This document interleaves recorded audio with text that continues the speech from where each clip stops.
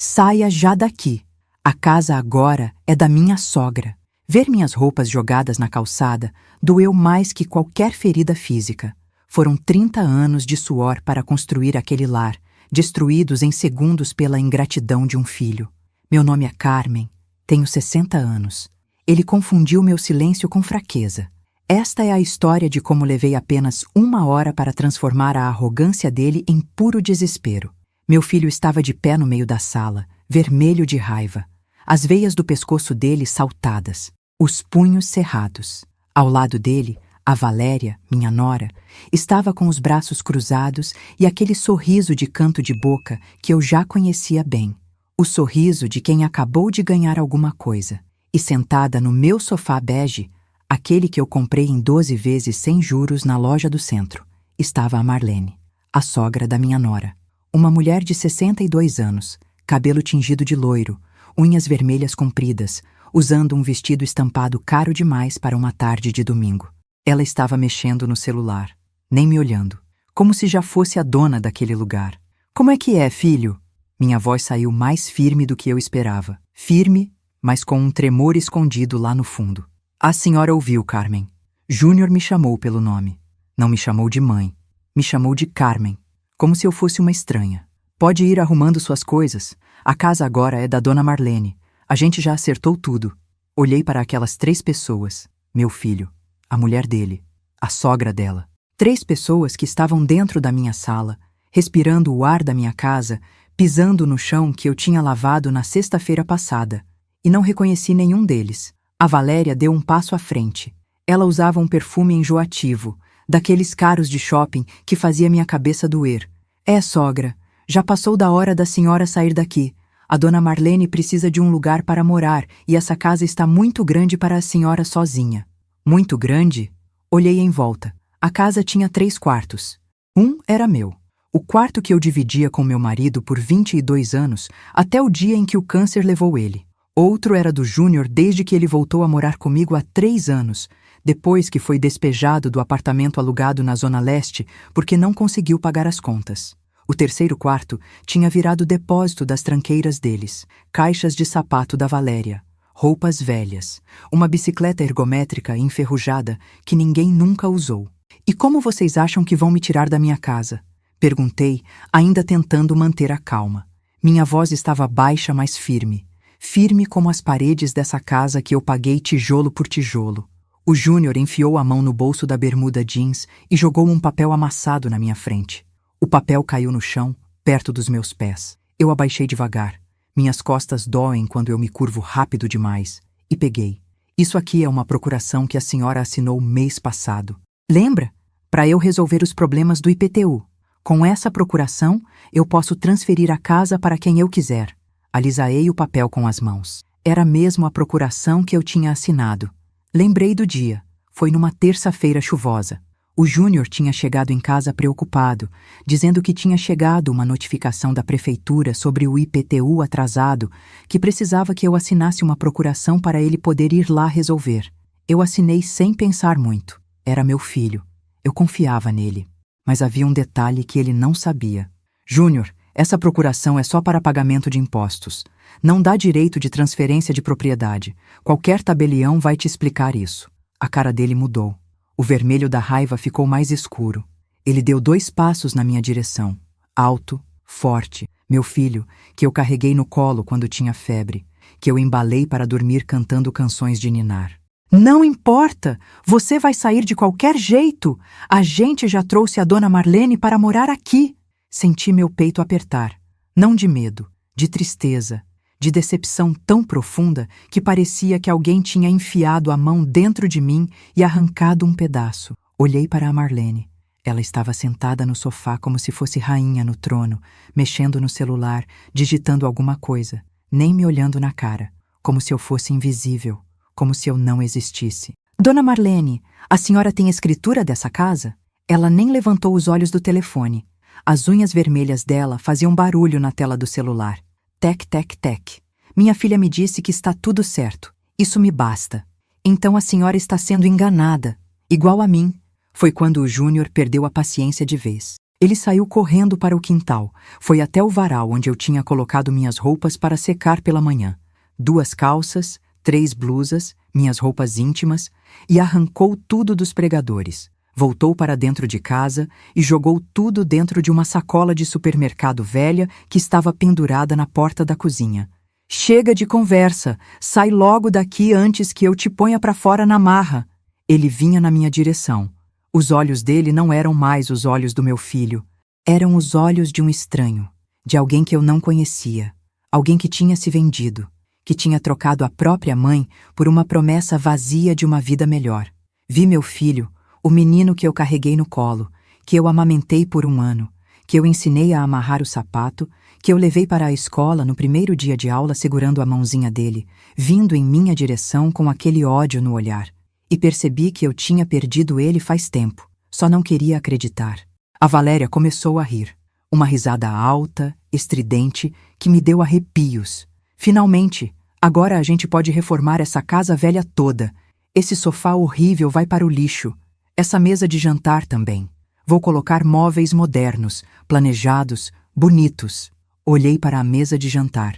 A mesa de madeira maciça que meu marido tinha comprado no nosso primeiro aniversário de casamento. A mesa onde o Júnior comeu mingau de bebê, onde ele fez dever de casa. Onde a gente tomou café da manhã todos os dias durante 40 anos. Peguei minha bolsa, a bolsa velha de couro marrom que estava pendurada na cadeira da cozinha. Não peguei a sacola com as roupas, não peguei nada, nem minhas chinelas, nem meu casaco, nada. Apenas virei as costas e caminhei até a porta. É isso mesmo, vaza. Finalmente essa casa vai ter uma dona de verdade. A Valéria gritou atrás de mim. Abri a porta. O sol da tarde me cegou por 1 segundo. Ouvi a Marlene falando lá dentro. Valéria, cadê o quarto que vai ser meu? Quero o maior. Pode pegar o da sogra, mãe. Ela não vai precisar mais. Desci os 4 degraus da entrada. Meus pés descalços no cimento quente da calçada. Caminhei até a esquina. Cada passo doía, não nos pés, no peito. Na esquina da rua Domingos de Moraes, parei e levantei a mão. Um táxi amarelo parou. Para onde, dona? O motorista era um homem de uns 50 anos, bigode grisalho. Para o cartório da Avenida Paulista. Ele me olhou pelo retrovisor, olhou para meus pés descalços, para minha cara de quem tinha acabado de chorar, embora eu não tivesse derramado uma lágrima ainda. A senhora está bem? Vou estar. Dentro do táxi, que cheirava a aromatizante de carro com perfume de lavanda, peguei meu celular. Minhas mãos tremiam. Disquei o número da doutora Sônia, a advogada da igreja do bairro. Uma mulher de 40 e poucos anos, negra, inteligente, que atendia de graça os casos da comunidade. Alô? Carmen? Doutora Sônia, preciso de ajuda, urgente. O que aconteceu? Meu filho acabou de me expulsar da minha casa. Ele, a mulher dele e a sogra dela. Disseram que a casa agora é da sogra da minha nora, que eu tenho que sair, que eles já acertaram tudo. Houve um silêncio do outro lado da linha. Depois, onde você está agora? Num táxi. Indo para o cartório buscar a segunda via da escritura. Ótimo. Quando você terminar, vem direto para o meu escritório. Rua Vergueiro, número 1543. Vou te esperar. E Carmen? Sim? A gente vai resolver isso. Hoje mesmo. Desliguei o telefone. Olhei pela janela do táxi. São Paulo passava rápido lá fora. Prédios, pessoas, vida. O mundo continuava girando como se nada tivesse acontecido, como se minha vida não tivesse acabado de desmoronar. Mas dentro do meu peito, alguma coisa estava mudando. A tristeza começava a dar lugar a outra coisa. Raiva. Não, não era raiva, era determinação. Eles achavam que podiam me tirar da minha casa. Da casa que eu paguei com 30 anos de costuras. 30 anos acordando às 5 da manhã. 30 anos pegando ônibus lotado. 30 anos economizando cada centavo, cada real, cada moeda. Mas eles tinham esquecido de uma coisa. Eu não era mais aquela mulher que abaixava a cabeça. Eu era a mulher que tinha criado um filho sozinha depois que o marido morreu. A mulher que tinha enfrentado patrão mal-educado, cliente que não pagava, conta de luz atrasada, geladeira vazia. E eu não ia deixar ninguém me tirar o que era meu. O táxi parou em frente ao cartório. Paguei com as notas amassadas que tinha na carteira. Desci, meus pés descalços no chão frio do prédio. A moça do balcão me olhou com pena quando eu pedi a segunda via da escritura. A senhora está sem sapatos. Eu sei, mas preciso desse documento. Agora. 20 minutos depois, eu saí de lá com o papel na mão. A escritura da minha casa, registrada em cartório em 1995, em nome de Carmen Rodrigues da Silva e Paulo César da Silva, meu marido falecido, com a averbação de viuvez feita em 2017. Tudo certinho, tudo legal. Peguei outro táxi. Fui para o escritório da doutora Sônia. Quando cheguei lá, ela já estava com alguém esperando. Um homem de uns 60 anos, magro, de terno. Carmen, esse é o Dr. Carlos, oficial de justiça. Eu contei a situação para ele. A gente vai até sua casa agora. Os três. Mas eu não tenho dinheiro para pagar. Você não precisa pagar nada agora, Carmen. Isso é flagrante de esbulho possessório. A gente vai lá, eu notifico seu filho. E se ele não devolver sua casa imediatamente, a gente chama a polícia. Simples assim. E me olhei para aqueles dois estranhos que estavam me ajudando mais do que meu próprio filho. Por quê? Por que vocês estão fazendo isso por mim? A doutora Sônia sorriu. Um sorriso cansado, mas sincero. Porque é o certo a fazer, Carmen.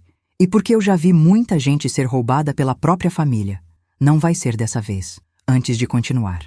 Se o seu próprio filho te expulsasse de casa, da casa que você pagou com 30 anos de trabalho, o que você faria? Deixaria barato? Ou iria atrás dos seus direitos? Conta aqui nos comentários. Eu quero saber a opinião de vocês. Agora deixa eu te contar o que aconteceu quando eu voltei. Voltamos para minha casa. Eu, a doutora Sônia e o doutor Carlos. 3 pessoas num Uber preto que a doutora chamou. No caminho ninguém falou muito. Eu olhava pela janela vendo a Vila Mariana passar. As ruas que eu conhecia de cor. A padaria onde eu comprava pão todo dia. A farmácia onde eu pegava meus remédios. A pracinha onde eu levava o Júnior para brincar quando ele era pequeno. 1 hora tinha se passado desde que eu tinha saído. 1 hora que pareceu uma eternidade. O carro parou na frente da minha casa. Aquela casa pequena, simples, de portão verde e grade branca. A casa que eu tinha pintado com minhas próprias mãos há 2 anos. Descemos. A doutora Sônia tocou a campainha. Ouvi vozes lá dentro. Risos. A voz da Valéria falando alto. Agora sim a gente vai poder viver em paz. Eles estavam comemorando. Comemorando me terem tirado de casa. A porta se abriu. Era o Júnior. Ele tinha trocado de roupa. Estava de bermuda limpa e camiseta nova. O sorriso dele morreu na hora quando viu quem estava na porta. Mãe? Boa tarde, Júnior. Essa é a doutora Sônia, advogada. E esse é o doutor Carlos, oficial de justiça. A cara dele ficou branca. Branca como papel. O doutor. Carlos tirou uma carteira do bolso e mostrou a identificação oficial. Um documento com foto, carimbo, brasão da República. Júnior, nome completo, Júnior César da Silva, correto? Estou aqui para notificá-lo de que esta residência, localizada na rua Afonso Celso, número 423, pertence legalmente à senhora Carmen Rodrigues da Silva, conforme escritura pública registrada no cartório do 2º ofício desta comarca. Qualquer tentativa de expulsão, transferência ou ocupação indevida da proprietária configura esbulho possessório, crime previsto no artigo 1210 do Código Civil Brasileiro. A senhora que está dentro desta casa sem autorização da proprietária precisa se retirar imediatamente, sob pena de prisão em flagrante por invasão de propriedade. O Júnior ficou parado, boca aberta, sem saber o que dizer. Mas, eu sou filho dela. Eu moro aqui. A doutora Sônia deu um passo à frente. Ela tinha uma pasta preta debaixo do braço. Morar aqui não te dá direito de expulsar a proprietária, Júnior. E muito menos de trazer terceiros para ocupar a residência sem autorização expressa dela. Cadê a outra pessoa que você trouxe? A Valéria apareceu atrás do Júnior. O cabelo dela estava preso num coque. Ela tinha tirado o sapato de salto e estava de chinelo. Que história é essa? Quem são essas pessoas, Júnior? A doutora Sônia estendeu um envelope pardo. Isso é uma notificação extrajudicial. Vocês têm 2 opções. Saem agora voluntariamente, reconhecendo o direito de propriedade da dona Carmen, ou eu vou até o distrito policial mais próximo, que fica a 4 quadras daqui, registro um boletim de ocorrência por invasão de propriedade e tentativa de apropriação indébita, e volto aqui com a polícia militar. A escolha é de vocês. Tem 1 minuto para decidir. A Marlene apareceu correndo do fundo da casa. Ela tinha tirado o vestido caro e estava de short e blusa. Os cabelos loiros estavam presos com uma presilha. Valéria, o que está acontecendo aqui? A senhora é a Marlene? Perguntou o Dr. Carlos. Sou. E daí? A senhora foi informada de que esta propriedade pertencia à sua filha? Minha filha me disse que a sogra dela tinha doado a casa, que estava tudo certo, que eu podia vir morar aqui. Então a senhora foi vítima de informação falsa. Esta casa pertence legalmente à dona Carmen. A senhora precisa sair imediatamente. A senhora não possui nenhum direito sobre esta propriedade e sua permanência aqui configura invasão. A Marlene olhou para a Valéria, os olhos arregalados, a boca tremendo. Você me disse que a casa era sua, que sua sogra tinha doado tudo para vocês. Eu achei que... Vocês não acharam nada, eu falei. Minha voz saiu firme, fria, uma frieza que eu não sabia que existia dentro de mim. Entrei na minha casa. Passei pelo Júnior, passei pela Valéria, passei pela Marlene. Vocês planejaram me roubar, me tirar da minha própria casa que eu paguei com 30 anos de trabalho, 30 anos de costuras, de dedos furados pela agulha, de noites sem dormir para entregar encomenda no prazo, de economia, de sacrifício, mas esqueceram de uma coisa. No Brasil existe lei, existe justiça, existe escritura registrada em cartório. E eu não sou boba. O Júnior tentou se aproximar de mim, esticou a mão como se fosse me tocar. Mãe, espera. Foi mal entendido. A gente pode conversar. Dei um passo para trás. Mal entendido é quando você esquece de avisar que vai chegar tarde. Mal entendido é quando você erra o dia de um compromisso. Você me jogou na rua, Júnior. Arrancou minhas roupas do varal. Jogou dentro de uma sacola como se fossem lixo. Berrou comigo. Me ameaçou. Disse que ia me botar para fora na marra. Isso não é mal entendido. Isso é maldade. Isso é crueldade. E o pior, é filho meu fazendo isso comigo. Filho que eu carreguei dentro de mim por 9 meses. Filho que eu amamentei. Que eu criei sozinha depois que seu pai morreu. Lágrimas desciam pelo rosto dele agora. Mas eram lágrimas que não me comoviam mais. A doutora Sônia olhou para o relógio de pulso. São 16 horas e 42 minutos. Vocês têm até 16 horas e 52 minutos, 10 minutos, para pegar suas coisas pessoais e sair desta residência. Apenas pertences pessoais. Roupas, documentos, objetos de uso individual. Qualquer móvel, eletrodoméstico ou objeto que permanecer aqui será considerado abandono de propriedade e a dona Carmen poderá dispor como quiser, incluindo doar ou descartar. Está claro? A confusão foi imediata. A Marlene chorando alto, correndo para o quarto de hóspedes onde ela tinha colocado as malas. Malas que ela ainda nem tinha desfeito direito. A Valéria gritando, isso é um absurdo, isso é injustiça, eu vou processar vocês, todos vocês, eu vou processar essa advogada vagabunda, esse oficial corrupto, vou processar você também, sua velha inútil.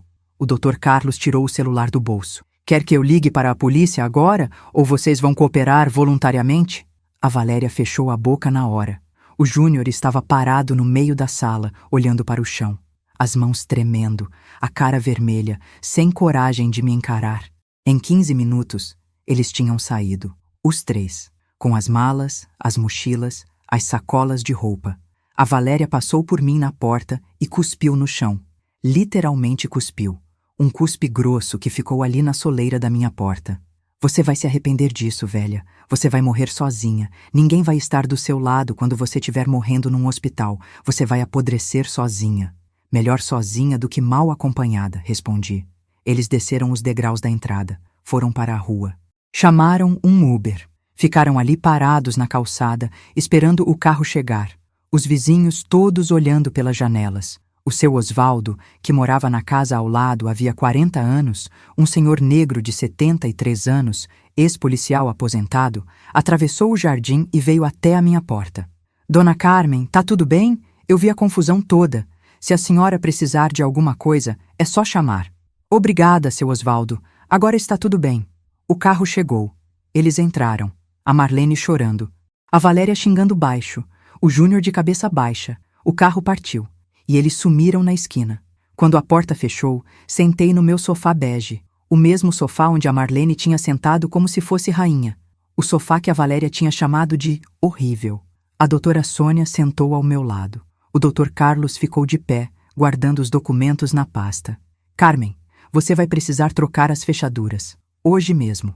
Seu filho tem cópia das chaves. Se você não trocar, ele pode voltar quando você não estiver em casa.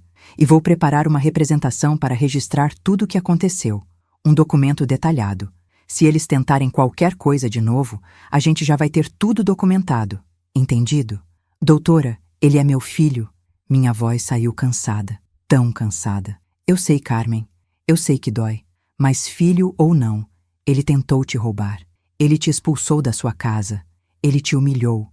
E você não pode deixar isso passar. Amor de mãe tem limite quando vira abuso, quando vira desrespeito, quando vira crueldade. Comecei a chorar. Pela primeira vez desde que tudo tinha acontecido, eu chorei. Um choro que vinha lá de dentro, da alma. Um choro de dor misturada com alívio. Chora, Carmen. Chora agora. Chora tudo, porque depois você vai ter que ser forte, muito forte. Chorei nos braços daquela mulher que eu mal conhecia. Chorei como não chorava desde o dia que meu marido morreu. Naquela mesma tarde, o seu Osvaldo trouxe um chaveiro. Um homem baixinho de uns 50 anos que trocou todas as fechaduras da casa. 3 fechaduras. Porta da frente, porta dos fundos, portão. Cada fechadura custou R$ 65. No total, R$ 195. Eu paguei em dinheiro que eu tinha guardado numa caixinha no meu guarda-roupa. O seu Osvaldo ficou comigo até o chaveiro terminar o serviço. Depois, tomamos café juntos na minha cozinha. Café preto forte, com pão com manteiga. Dona Carmen, a senhora fez o certo. Não podia deixar eles fazerem isso com a senhora. Eu vi quando aquela moça loira chegou com as malas. Vi a cara de vitória dela. E fiquei com um aperto no peito. Pensei, onde está a Dona Carmen? Mas aí eu vi a senhora saindo de táxi, descalça, e eu soube que tinha coisa errada. O senhor viu e não falou nada? Eu ia falar. Ia bater na porta, mas aí eu vi a senhora voltando com aquelas pessoas. E aí eu entendi que a senhora tinha ido buscar ajuda. Aí eu fiquei de olho aqui, caso precisasse de reforço. Obrigada, seu Osvaldo. Não precisa agradecer, dona. Vizinho é para isso. Agora a senhora vai ficar bem? Vou, seu Osvaldo, vou ficar. Mas eu estava mentindo. Eu não sabia se ia ficar bem. Passaram-se 3 dias. 3 dias que pareceram 3 anos. O Júnior tentou me ligar 17 vezes. Eu contei. 17 ligações em 3 dias. Eu não atendi nenhuma. Mandou 23 mensagens no WhatsApp. Mensagens longas, com textos enormes. Eu li todas, mas não respondi nenhuma. Mãe, por favor, me perdoa. Mãe, eu errei. Errei muito. Mãe, a Valéria ficou furiosa comigo. Disse que a culpa foi toda minha. Mãe, eu não tenho para onde ir. Mãe, responde, por favor. No 4º dia, ele apareceu na porta. 7 horas da manhã. Tocou a campainha. 1 vez, 2 vezes, 3 vezes. Eu estava tomando café. Abri a porta, mas não o deixei entrar. Coloquei a corrente de segurança e deixei uma fresta pequena. Mãe, preciso falar com a senhora. Pode falar daí mesmo. Ele estava com a aparência destruída. Barba por fazer, olheira roxa, roupa amassada, um cheiro azedo de quem não tomou banho. Eu errei, mãe. Errei muito. Eu sei disso. A Valéria ficou me enchendo a cabeça, dizendo que a senhora ia deixar a casa para a gente mesmo, que era só uma questão de tempo, que era melhor a mãe dela morar aqui logo, para a senhora poder ir morar num apartamento menor, mais fácil de cuidar. Ela disse que a senhora ia gostar da ideia, que ia ser bom para a senhora. Eu acreditei nela, mãe. Eu fui idiota. Fui fraco, fui covarde. A palavra saiu da minha boca como uma pedra. Foi covarde, ingrato, cruel e maldoso. Você me expulsou da minha casa, Júnior. Me chamou pelo nome, me xingou, jogou minhas roupas no chão, gritou comigo, me ameaçou. Disse que ia me botar para fora na marra. Ele começou a chorar. Aquele choro de homem adulto que parece criança. Ombros tremendo, mãos no rosto. Mãe, me perdoa.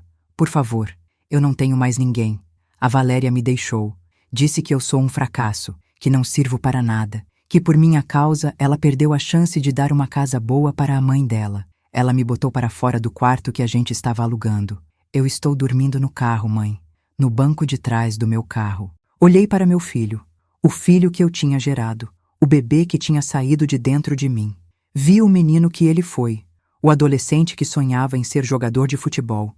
O jovem que arrumou o primeiro emprego. E o homem que ele se tornou. Um homem fraco, manipulado, que tinha escolhido uma mulher em vez da própria mãe. Júnior, eu não sei se consigo perdoar agora. Talvez um dia. Mas uma coisa eu sei. Você não vai mais morar aqui. Nem você, nem a Valéria, nem ninguém. Você vai ter que se virar. Achar um lugar seu, um quarto, uma pensão, qualquer coisa, e aprender a viver com suas próprias pernas, aprender a valorizar o que os outros fazem por você, aprender que mãe não é capacho, que mãe não é escrava, que mãe tem limite. Mas mãe, eu não tenho dinheiro, não tenho como pagar aluguel, as vendas estão ruins, eu devo 3 meses na loja. Então trabalha, Júnior, faz bico, vende coisa na rua, faz o que eu fiz, o que seu pai fez, constrói tua vida com tuas próprias mãos. Porque da minha casa você não vai tirar mais nada. E se tentar de novo, eu vou direto na polícia, sem dó, sem pena, sem perdão. Fechei a porta, ouvi ele do outro lado, chorando, batendo de leve na porta, implorando. Mãe, por favor, só deixa eu entrar para pegar minhas coisas, minhas roupas, meus documentos. Abri a porta de novo, tirei a corrente, deixei ele entrar. Você tem 15 minutos. Pega só o que é seu e vai embora. Ele entrou como um fantasma. Foi para o quarto dele. Ficou ali dentro por 12 minutos. Ouvi gavetas abrindo, armário rangendo, ele chorando baixinho. Saiu com 2 sacolas, uma sacola de roupas, outra com sapatos e documentos. Na porta, ele parou, olhou para trás, olhou para a sala, para a casa. Mãe, eu te amo. Sempre vou te amar, mesmo que a senhora nunca me perdoe. Eu também te amo, filho, mas amor não é o suficiente quando não tem respeito. Ele saiu, e eu tranquei a porta atrás dele. Fiquei ali parada, de costas para a porta, ouvindo os passos dele se afastando, ouvindo o portão abrindo, fechando, o carro dele dando partida, indo embora. E pela segunda vez em 4 dias, eu chorei. Mas dessa vez, era um choro diferente. Era um choro de libertação. 2 semanas se passaram, 14 dias, 336 horas, cada hora sentida, cada dia vivido devagar. Eu morava sozinha agora, de verdade. Pela primeira vez em 60 anos, eu morava completamente sozinha. Sem marido, sem filho, sem ninguém. No começo foi difícil, muito difícil. Eu acordava de madrugada com barulhos que não existiam. Eu preparava café para 2 pessoas por hábito. Eu olhava para o quarto vazio do Júnior e sentia um aperto no peito. Mas aos poucos, alguma coisa começou a mudar. Eu comecei a perceber o silêncio. E o silêncio não era ruim. Era paz, era tranquilidade. Eu não tinha mais que ouvir o Júnior e a Valéria brigando no quarto. Não tinha mais que ouvir a Valéria reclamando da comida, da casa, de mim. Essa casa é velha. Essa comida está sem gosto. Você podia lavar a louça direito. Não tinha mais nada disso. Só eu, meus pensamentos, minha casa, minha paz. Comecei a fazer coisas que eu tinha parado de fazer. Comecei a colocar música para tocar enquanto limpava a casa. Músicas antigas que eu gostava. Roberto Carlos, Erasmo Carlos, Fafá de Belém. Comecei a cozinhar só o que eu gostava. Fiz um frango com quiabo que eu adorava, mas que o Júnior odiava. Fiz uma sopa de mandioca que me lembrava da minha infância. Comecei a arrumar a casa do jeito que eu queria. Mudei o sofá de lugar. Coloquei uma toalha nova na mesa. Comprei flores, crisântemos brancos e coloquei num vaso na sala. E eu comecei a sorrir de novo. Pequenos sorrisos, mas sorrisos verdadeiros. Mas aí, num sábado de manhã, alguma coisa aconteceu. Eu estava na cozinha quando o telefone tocou. Número desconhecido. Atendi. Alô? Carmen? É a dona Alzira. Lembra de mim? A gente trabalhava juntas na confecção lá na Zona Leste. Dona Alzira. Uma senhora baixinha, simpática, que tinha trabalhado comigo há uns 15 anos. Lembro sim, dona Alzira. Como a senhora está? Estou bem, graças a Deus. Mas olha, eu liguei porque eu soube de uma coisa. Soube pelo meu genro que trabalha com o seu Júnior. E achei que você precisava saber. Um aperto no peito. Saber o quê, dona Alzira? Carmen, seu filho e aquela mulher dele estão planejando alguma coisa. Meu genro ouviu uma conversa. Eles estavam falando de falsificar sua assinatura, de arrumar alguém para fazer uma procuração falsa. Eles querem vender sua casa sem você saber. O mundo girou. Como assim, dona Alzira? É isso que eu ouvi, filha. E olha, eu não ia me meter. Não é da minha conta. Mas eu lembrei de você. Lembrei que você sempre foi uma mulher boa, trabalhadora. E eu não ia conseguir dormir em paz sabendo disso e não te avisando. Desliguei o telefone. Fiquei ali parada, no meio da cozinha, com o telefone na mão. Falsificar a assinatura. Vender a casa sem eu saber. Eles não tinham desistido. Eles tinham mudado de estratégia. Na segunda-feira de manhã, 7 horas em ponto, eu estava na porta do escritório da doutora Sônia. Ela chegou 7h15, segurando um copo de café e uma pasta debaixo do braço. Carmen, o que você está fazendo aqui tão cedo? Doutora, eu preciso de ajuda, de novo. Subimos para o escritório dela. Um lugar pequeno, simples, com uma mesa de madeira, 2 cadeiras, um arquivo velho e um ventilador de teto que fazia barulho. Contei tudo. A ligação da dona Alzira, a história da falsificação, o plano de vender a casa. A doutora Sônia ficou séria, muito séria. Carmen, isso é grave. Se o que essa senhora falou for verdade, a gente está falando de tentativa de estelionato, falsificação de documento. Isso dá cadeia. Mas eu não quero que meu filho vá preso, doutora. Eu sei, nenhuma mãe quer. Mas você precisa se proteger. Precisa descobrir o que eles estão planejando exatamente. E precisa ter provas. Porque se eles realmente falsificarem sua assinatura e tentarem vender a casa, você vai precisar provar que foi fraude. O que eu faço? Primeira coisa, você vai até o cartório onde sua casa está registrada e coloca uma averbação de alerta. É uma anotação que vai constar na matrícula do imóvel, dizendo que qualquer tentativa de venda precisa da sua presença pessoal, com documento com foto.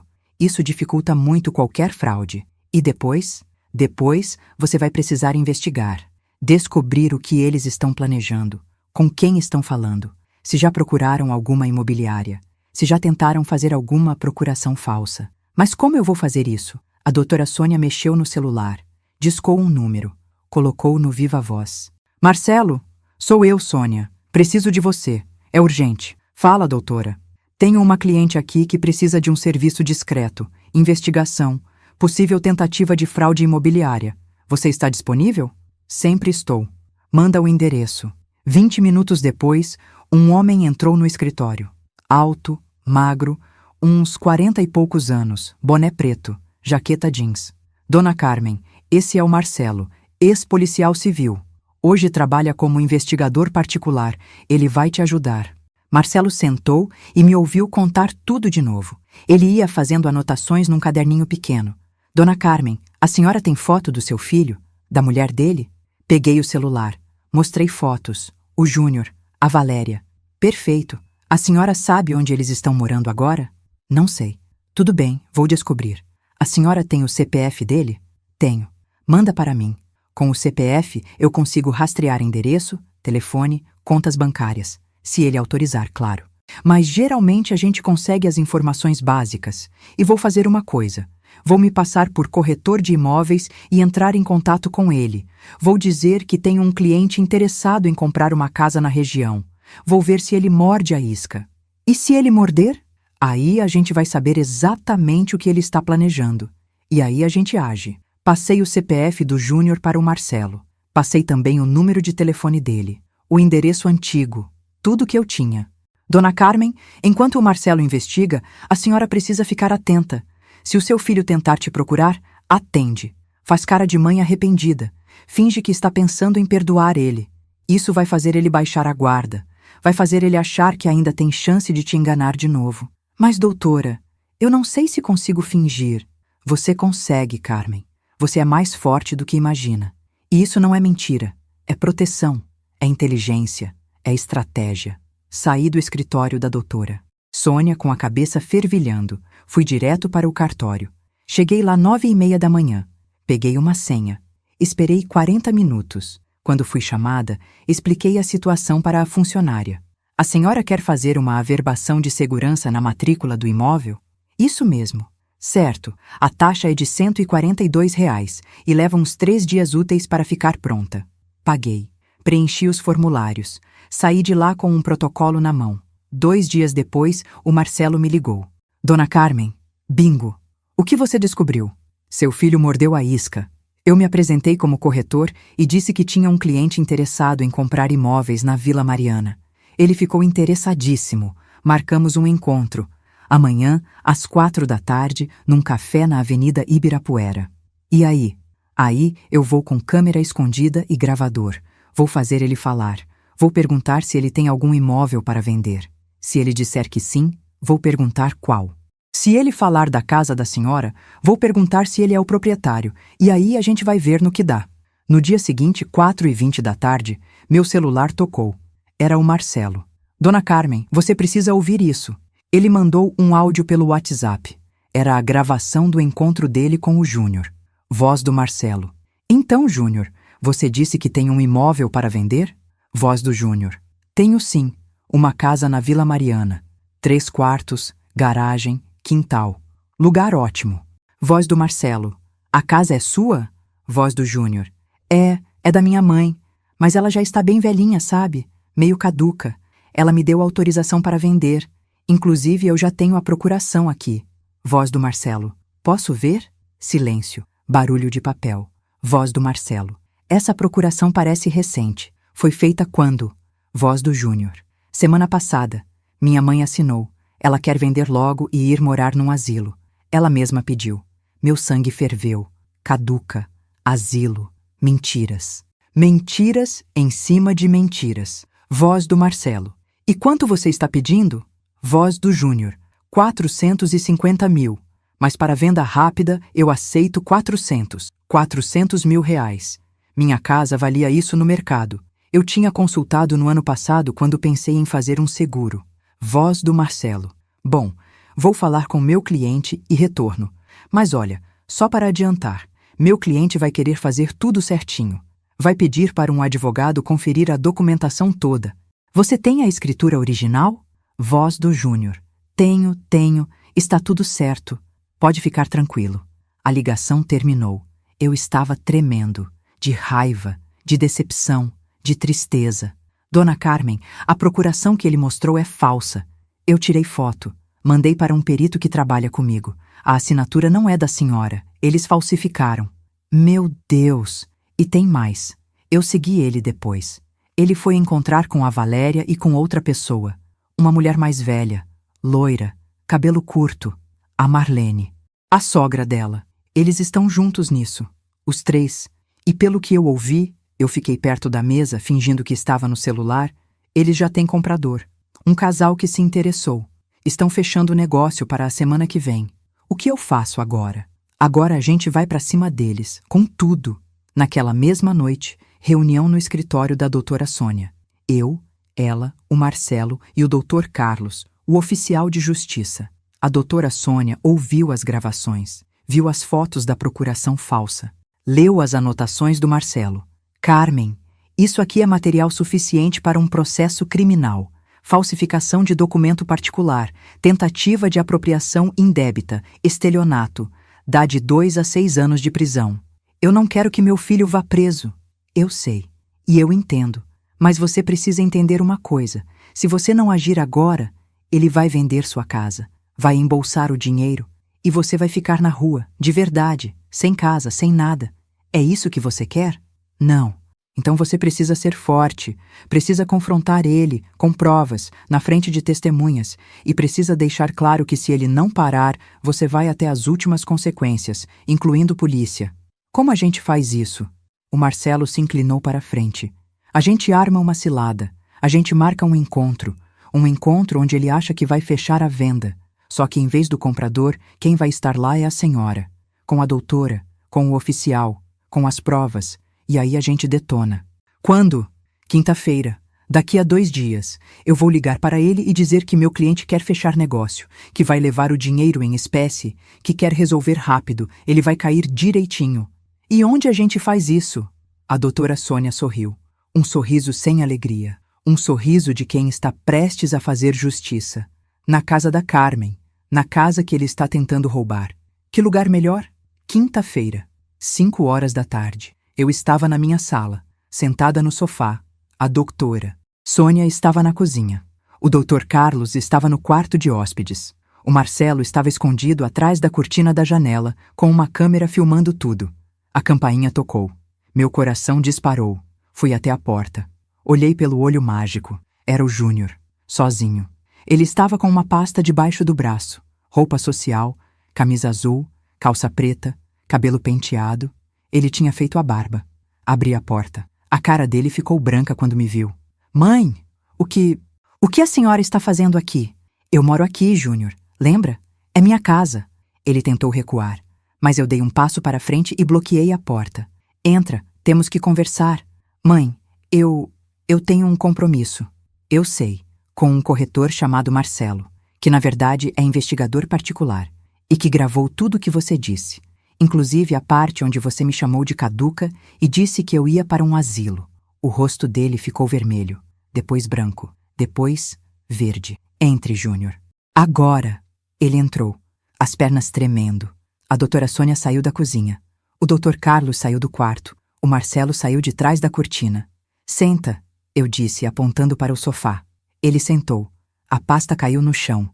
Papéis se espalharam. Entre eles a procuração falsa. Peguei o papel, olhei. Era mesmo uma falsificação. Uma imitação grosseira da minha assinatura. Você falsificou minha assinatura, Júnior. Mãe, eu posso explicar. Cala a boca. Minha voz saiu tão alta que até eu me assustei. Você me expulsou de casa. Não bastou. Você voltou rastejando, chorando, pedindo perdão. Eu deixei você entrar para pegar suas coisas, e você aproveitou para planejar me roubar de novo. Falsificou minha assinatura. Tentou vender minha casa. Ia embolsar 400 mil reais e me deixar na rua. É isso? Silêncio. Responde. Era a Valéria. Ela que... Não bota a culpa na Valéria. Você é adulto. Você é homem. Você tem 40 anos. As escolhas são suas. A responsabilidade é sua. Lágrimas começaram a descer pelo rosto dele. A doutora Sônia colocou um envelope na mesa de centro. Júnior, dentro desse envelope tem cópia das gravações, fotos da procuração falsa, relatório do investigador e laudo pericial comprovando que a assinatura não é da sua mãe. É material suficiente para um processo criminal que pode te dar de 2 a 6 anos de prisão. Ele ficou branco. Mas a sua mãe, mesmo depois de tudo que você fez, ainda não quer te ver preso. Então, a gente vai fazer o seguinte. Você vai assinar uma confissão, admitindo tudo, a tentativa de fraude, a falsificação, tudo. E vai se comprometer, por escrito, a nunca mais tentar nada contra a sua mãe ou contra essa propriedade. Se você fizer isso, a gente não leva para a polícia. Por enquanto. E se eu não assinar? O doutor Carlos se levantou. Então eu chamo a polícia agora. E você sai daqui algemado. Júnior olhou para mim. Olhou para o envelope. Olhou para os papéis no chão. Me dá a caneta. A doutora Sônia entregou uma caneta e um documento. Ele leu. Leu de novo e assinou. Pronto. Agora sai da minha casa. E não volta nunca mais. A não ser que eu chame. Entendeu? Ele se levantou, cambaleando. Pegou a pasta vazia do chão. Na porta, ele parou. Mãe, eu realmente sinto muito. Eu também, Júnior. Eu também sinto muito. Sinto muito por ter criado um filho que virou isso. Ele saiu. E dessa vez, eu sabia que era para sempre. Passaram-se 3 dias desde que o Júnior tinha assinado a confissão. 3 dias de uma paz estranha. Uma paz que parecia a calmaria antes da tempestade. Na manhã de domingo, eu estava fazendo café quando o celular tocou. Número desconhecido. Alô? Carmen? Aqui é a Marlene. Gelei. A senhora ligou para quê? Para conversar. A gente precisa conversar. Pessoalmente. É sobre o Júnior. É sobre a Valéria. É sobre essa confusão toda. Eu acho que a gente pode resolver isso de forma civilizada. Sem advogado. Sem ameaça. Só nós. Mulher para mulher. A senhora quer conversar? Aqui na minha casa? Isso mesmo. Eu, você, o Júnior e a Valéria. Os 4. A gente senta, conversa e resolve isso. Algo no tom de voz dela me deixou desconfiada. Era doce demais, calmo demais, falso demais. Que dia? Hoje mesmo. De tarde. 5 horas. Pode ser? Pode. Desliguei. Imediatamente liguei para a doutora Sônia. Doutora, eles querem vir aqui hoje, os 4. Dizem que querem conversar, resolver as coisas civilizadamente. Silêncio do outro lado. Depois, Carmen. Eles não querem conversar. Eles querem tentar mais uma vez. Seja lá o que for que estão planejando. Mas olha, deixa eles virem. Deixa eles falarem. Mas eu vou estar lá, escondida, com o Marcelo, e com uma surpresa que eu preparei para eles. Que surpresa! Você vai ver. 5 horas da tarde em ponto, a campainha tocou. Abri a porta. Lá estavam os 4. O Júnior, a Valéria, a Marlene e mais uma pessoa que eu não conhecia. Um homem de uns 50 anos, gordo, suado, segurando uma pasta de couro.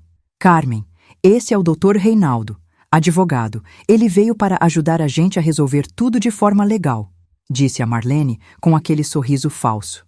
Entrem. Eles entraram. Sentaram na sala. O Júnior no sofá, a Valéria ao lado dele, a Marlene na poltrona. O tal doutor. Reinaldo ficou de pé, com a pasta debaixo do braço. Dona Carmen, meu nome é Reinaldo Tavares, sou advogado. Fui contratado pela dona Marlene para mediar uma resolução amigável desse conflito familiar. Que conflito, doutor? Bem, pelo que me foi relatado, houve um mal-entendido. Seu filho tentou fazer uma procuração para facilitar a venda da casa, mas parece que não tinha autorização. No entanto, a família gostaria de propor um acordo. A senhora assina uma procuração válida, autorizando a venda. A casa é vendida por R$400 mil. Desse valor, a senhora fica com R$50 mil, o suficiente para a senhora comprar um apartamento pequeno ou ir morar numa casa de repouso confortável. E o restante fica para o seu filho, que vai usar para recomeçar a vida. Todo mundo sai ganhando. Olhei para aquele homem, para a cara dele, para a pasta dele, para a caneta cara que ele tinha no bolso. E se eu não quiser assinar? O Dr. Reinaldo trocou um olhar com a Marlene. Dona Carmen, a senhora já tem 60 anos, está sozinha, sem família, sem apoio. Essa casa é grande demais para a senhora. A manutenção é cara, e a senhora não está ficando mais jovem. Daqui a alguns anos, a senhora pode precisar de cuidados, de ajuda. E quem vai cuidar da senhora? O seu filho. Por isso, o melhor para todos é fazer esse acordo agora, enquanto a senhora ainda tem discernimento. Enquanto eu ainda tinha discernimento, eles estavam insinuando que eu estava senil, que eu não tinha capacidade de decidir. Foi quando a doutora Sônia saiu da cozinha. Boa tarde, meu nome é Sônia Ribeiro, sou advogada da dona Carmen. E o senhor é? A cara do Dr. Reinaldo mudou. Sou Reinaldo Tavares, advogado, inscrito na OAB de São Paulo sob o número... Não precisa, eu já conheço o senhor. O senhor foi suspenso da OAB há 2 anos por conduta antiética, especificamente por induzir clientes idosos a assinar procurações fraudulentas para a venda de imóveis. O senhor foi reabilitado há 6 meses, mas está sob supervisão. E, pelo visto, voltou aos velhos hábitos. O homem ficou vermelho. Isso é uma acusação grave. É uma constatação, baseada em fatos públicos. E o senhor está aqui tentando convencer uma senhora de 60 anos, que, por sinal, tem plena capacidade mental atestada por laudo médico que eu solicitei semana passada, a assinar uma procuração para entregar sua casa por R$50 mil. Uma casa que vale R$400 mil. Isso é abuso. Isso é tentativa de apropriação indébita. E eu vou reportar isso para a OAB hoje mesmo. O Dr. Reinaldo pegou a pasta dele. Eu não preciso ouvir isso. Vim aqui de boa fé. O senhor veio aqui para participar de um golpe e agora vai sair, antes que eu chame a polícia. Ele saiu, praticamente correndo. A Marlene se levantou. Que absurdo! Isso é uma armação. A armação é o que vocês 3 estão fazendo, dona Marlene. E eu tenho provas, provas de tudo. A doutora Sônia colocou uma pasta grande na mesa de centro. Abriu. Dentro havia documentos. Muitos documentos. Isso aqui é o extrato bancário do Júnior, conseguido legalmente, através de requisição judicial, após a tentativa de fraude documentada. Mostra que ele recebeu, no dia 15 do mês passado, uma transferência de R$15 mil vindo da conta da Valéria, e que a Valéria recebeu, no mesmo dia, uma transferência de R$20 mil vindo da conta da senhora, dona Marlene. A Marlene ficou pálida. Isso significa que a senhora financiou a tentativa de golpe. A senhora pagou R$20 mil para a sua filha e para o seu genro tentarem roubar a casa da dona Carmen. Isso faz da senhora coautora do crime. Isso dá cadeia. Eu só estava ajudando minha filha. A senhora estava financiando um golpe. A Valéria se levantou. Chega! Não vamos ficar aqui ouvindo essas mentiras. Vamos embora. Podem ir. Mas antes vocês vão ouvir uma coisa. O Marcelo apareceu da varanda. Ele tinha uma câmera na mão. Tudo o que foi dito aqui foi gravado. Vídeo e áudio.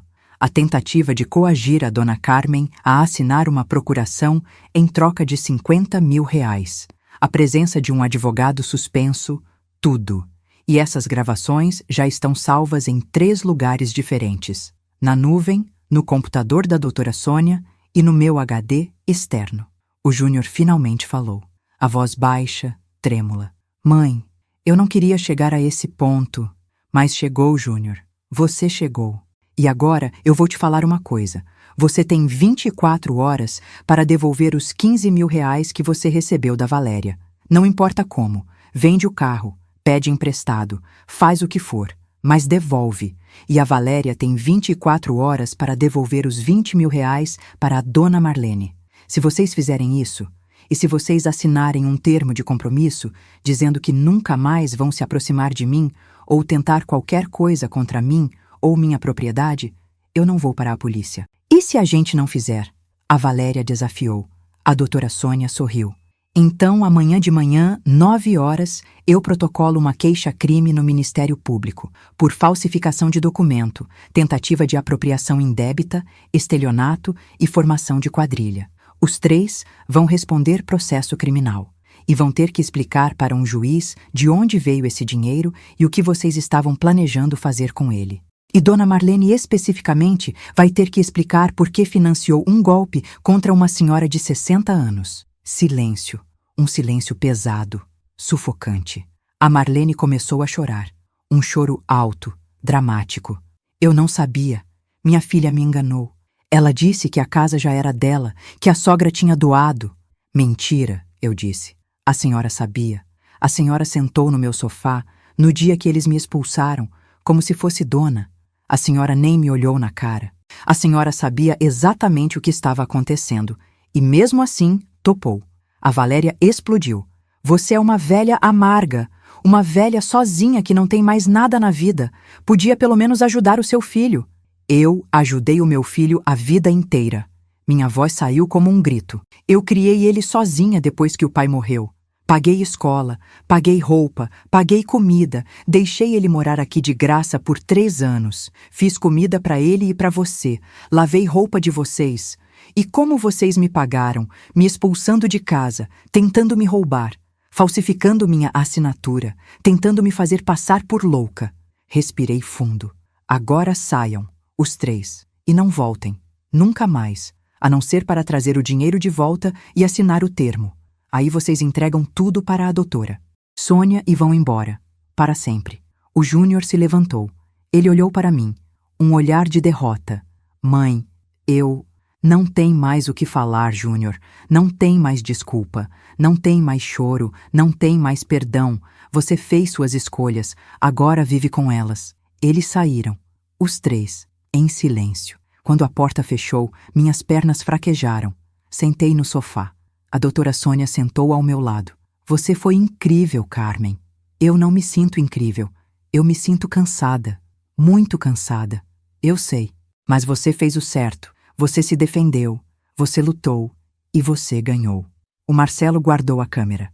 Dona Carmen, por via das dúvidas, eu vou instalar câmeras de segurança aqui, na frente, nos fundos e na lateral, conectadas no seu celular. Se alguém se aproximar da casa, você vai saber, de qualquer lugar. Obrigada, Marcelo. Não precisa agradecer. É meu trabalho.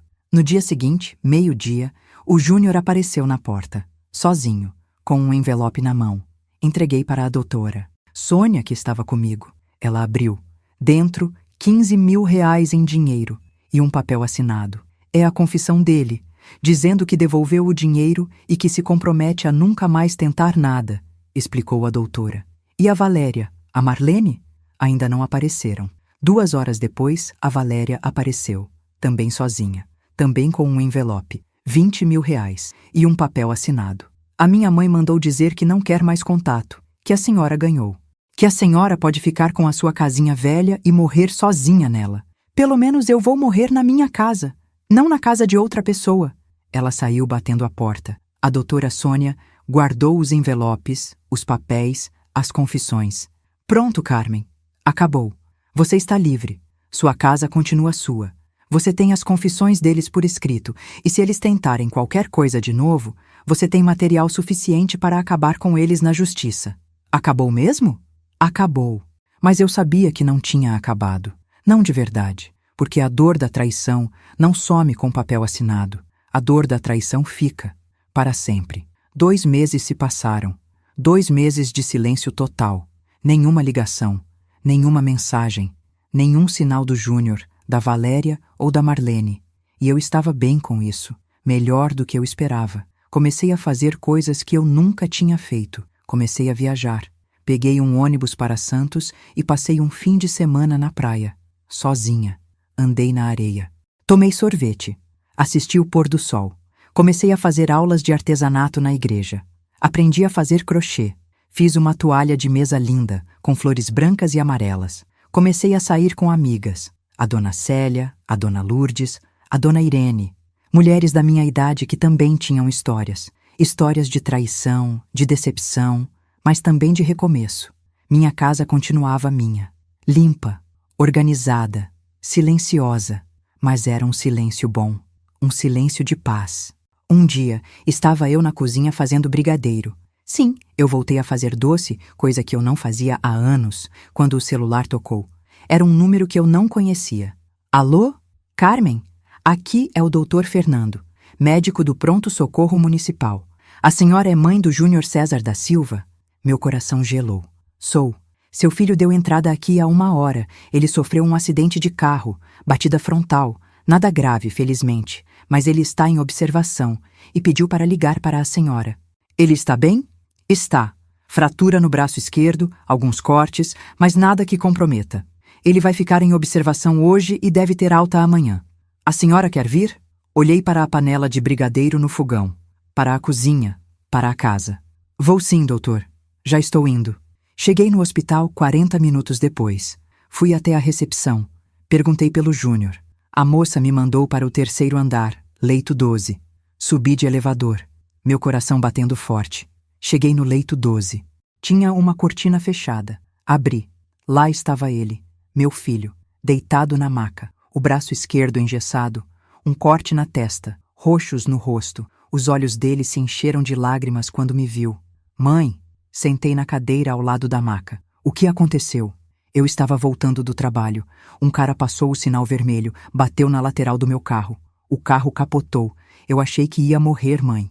Eu achei que ia morrer e que a última coisa que você ia lembrar de mim eram aquelas coisas horríveis que eu fiz.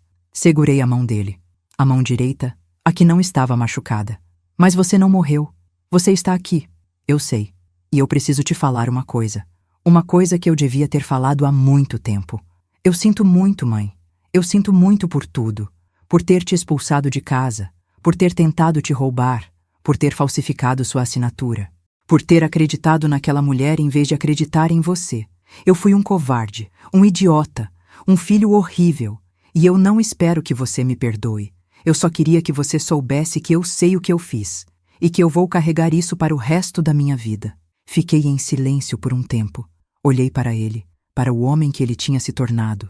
Quebrado, machucado, mas talvez, finalmente, consciente. Júnior, eu não sei se eu consigo perdoar completamente. Não agora, talvez nunca. O que você fez me machucou de um jeito que eu não consigo nem explicar. Você me tirou a confiança, me tirou a paz, me fez duvidar do meu próprio filho. Eu sei, mãe, mas eu não quero que você morra. Eu não quero que você sofra, porque apesar de tudo, você ainda é meu filho, e eu ainda te amo.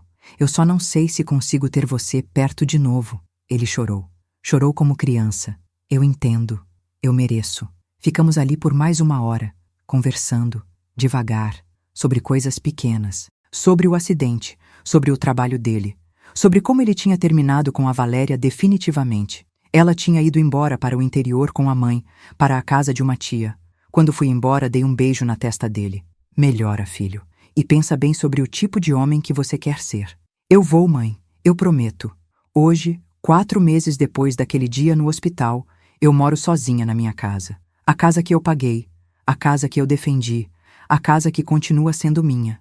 O Júnior me liga uma vez por semana. Eu atendo. A gente conversa. Poucos minutos, mas conversa. Ele está morando num quarto alugado. Está trabalhando. Está pagando as contas dele. Está, pela primeira vez na vida, se virando sozinho. Ele pediu para vir visitar. Eu disse que ainda não, que ainda dói, mas que talvez um dia. Ele disse que entende, que vai esperar, que vai me provar que mudou. Eu não sei se acredito, mas eu quero acreditar, porque no fundo, eu ainda sou mãe. Mas uma coisa eu aprendi: amor de mãe tem limite quando vira desrespeito, quando vira abuso, quando vira maldade. E eu aprendi que eu mereço respeito, eu mereço dignidade, eu mereço paz. Passei a vida inteira construindo família, construindo casa, construindo futuro. E quando tentaram me tirar tudo, eu descobri que eu tinha uma força que eu nem sabia que existia. A força de dizer não, a força de lutar, a força de escolher eu mesma. Minha casa continua aqui, pequena, simples, mas minha. E eu vou ficar aqui até o dia que eu morrer, porque essa casa não é só tijolo e cimento. Essa casa é minha dignidade, é meu suor, é minha vida. E ninguém vai me tirar isso de novo. Se essa história tocou seu coração, deixe um comentário aqui embaixo contando o que você achou. E se você conhece alguém que está passando por algo parecido, compartilha esse vídeo. Às vezes, a gente precisa ouvir a história de outra pessoa para ter coragem de lutar pela gente mesmo. Se inscreve no canal, ativa o sininho e clica na próxima história que está passando aí na sua tela. Tem muito mais história de superação, de justiça e de dignidade te esperando. Um beijo no coração de cada um. E lembra, você merece respeito. Sempre.